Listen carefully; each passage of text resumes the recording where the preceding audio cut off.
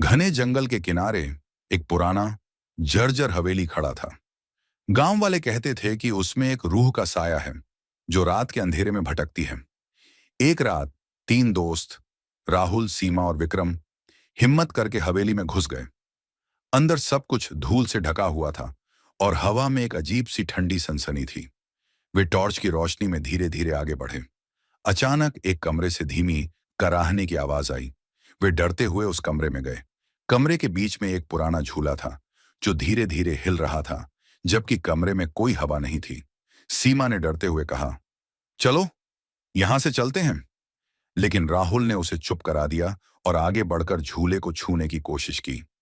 जैसे ही उसका हाथ झूले से टकराया, कमरे की सारी बत्तियां बुझ गईं और एक ठंडी चीखती हुई आवाज गूंज उठी, तुमने मुझे जगा दिया। तीनों दोस्त डर के मारे भागने लगे, लेकिन दरवाजे अपने आप बंद हो गए।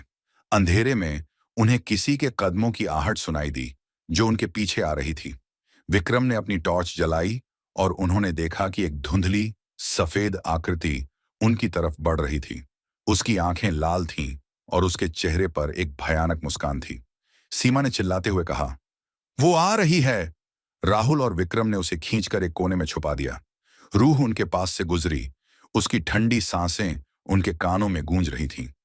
फिर अचानक वो गायब हो गई। तीनों दोस्त डर के मारे कांप रहे थे।